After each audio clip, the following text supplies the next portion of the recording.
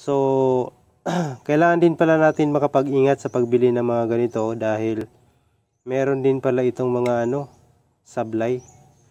So, kapag bumili kayo, ang na-experience ko ngayon dito is sa una pa lang sa pagbukas natin, sa pag-unbox natin, parang naramdaman ko na ito sobrang gaan. Ito yung tama, magaan. Pero ito, naramdaman ko na mabigat na siya nung nilabas natin doon sa unboxing niya.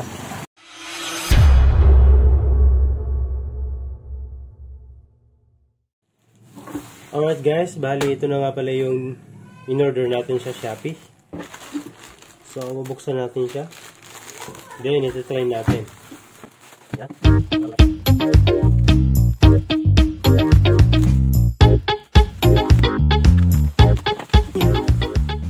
Ayan siya guys.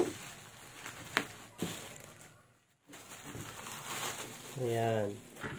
So, isa nga pala itong tire sealant ng Kobe. So, ito-try natin sa sasakyan natin kung okay ba to. Kasi, na-flat kasi yung gulong ng sasakyan ko. So, ito-try natin ito. Kung effective ba. Okay? So, tara.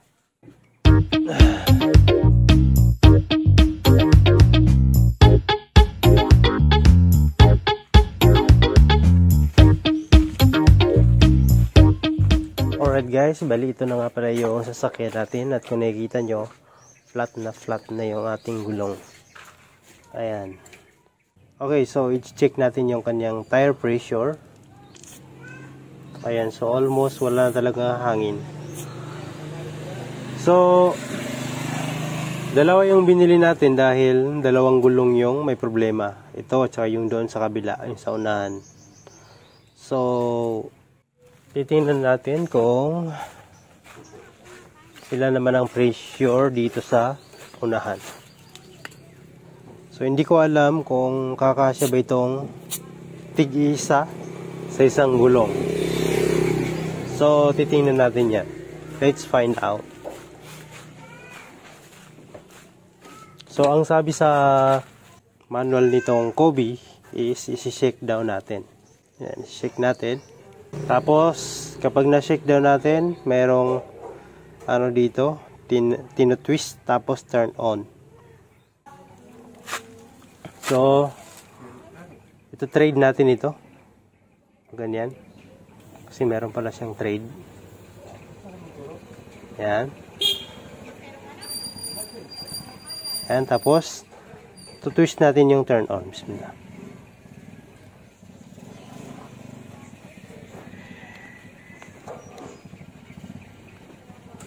Ayan, tapos dumaloy na yung puti. Yan, nakikita nyo dumaloy na yung puti. Tapos, aantayin natin na mag-taas yung ating gulong. But, hindi ako sure kung kasya ba to sa isang gulong ng sasakyan or dalawa. Kasi baka ang nito is para lang sa sa motorsiklo. Hindi ko rin sure. So, mukhang medyo matagal-tagal to. So, pupost muna natin yung video. And guys, update ko kayo. So, hindi pa siya nauubos. And wala pa ding nagbago sa gulong ko. So, titingnan natin kapag naubos to. Kasi mabigat pa siya. Oh. So, ngayon naman, tatry natin ito doon sa unahan. Tara! So, dito tayo sa unahan. Hindi na ako nakapag-washing guys. So, ang pressure is 20. Almost wala ng hangin. So, the same. Shake pa din natin ito. Yan, so, liquid talaga siya. Oh. Kapag first time na shake mo. Pero, parang sa katagalan na pag-shake mo, parang namomoy yung foam sa loob. And parang wala ka nang masishake na liquid. Parang na siya, parang foam na siya sa loob.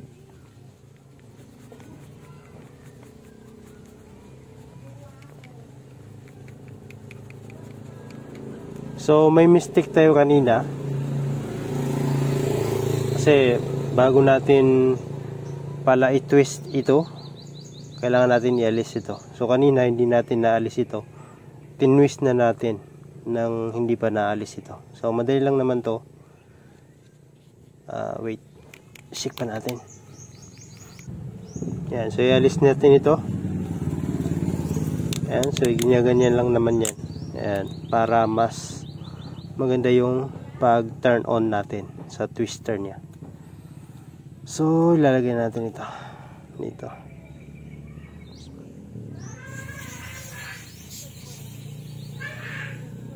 Yan. Pag na-secure na siya, saka natin siya ito twist.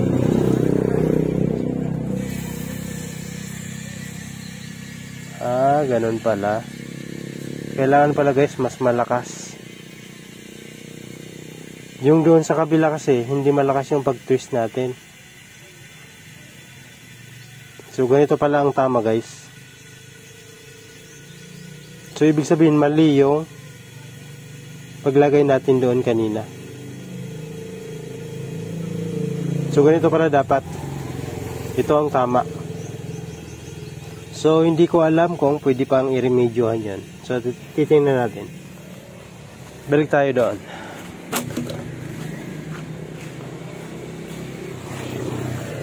Ito kasi parang wala eh. So close natin. Then shake natin ulit. So na-close na. Shake natin yan ulit. Kailangan pala talagang i-shake. So ganun pala ang tama guys.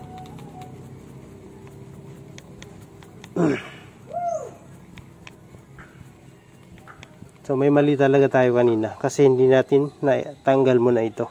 Ayan guys, so punta tayo dito sa unahan. So ito yung tama na pag ano natin sa tire sealant.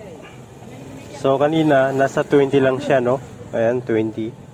So ngayon try natin. Ayan, so more than 40 siya. So kailangan dito 40 lang. Talagang ito na ano yung ano niya, na fix nung Kobe or na tire seal niya itong gulong natin, yung Kobe. Pero yung doon sa likuran, sa kabila, hindi, wala ring nagbago guys. Ayan, so yung nilagay natin sa unahan ito, so sobrang gaan na niya. So ito yung nilagay natin dito sa likuran. So hanggang ngayon napakabigat pa rin niya. So kailangan din pala natin makapag-ingat sa pagbili ng mga ganito dahil meron din pala itong mga sablay. So kapag bumili kayo, ang na-experience ko ngayon dito is sa una pa lang sa pagbukas natin, sa pag-unbox natin, parang naramdaman ko na ito sobrang gaan. Ito yung tama, magaan. Pero ito, naramdaman ko na mabigat na siya nung nilabas natin doon sa unboxing niya. So kapag bibili pala kayo ng ganito guys, ramdamin nyo kung magaan or mabigat. Kasi hindi pala nakukuha yan sa gaan or sa hindi pala nakukuha sa bigat. Kailangan pala yung magaan, yun yung mas effective. Kapag mabigat, hindi siya effective. Kagaya nito. Hanggang ngayon, wala. Yun, sobrang bigat niya. Ito, wala nang laman. Ito, mabigat pa din siya, pero hindi siya nakaka-seal ng ng gulong. So, yun guys, take note sa pagbili ng mga ganito. Kung hindi nyo siya bibilhin sa online, ramdamin nyo kung magaan siya. Kasi kapag mabigat, huwag nyo nang bilhin. Kasi ibig sabihin, wala na siyang air, wala na siyang hangin. So yun yung na-experience natin. So sana nagustuhan nyo itong video ito, and sana may nakuha kayong counting idea sa pagbili ng tire sealer like Kobe. Alright, maraming salamat sa panonood and subscribe to our channel.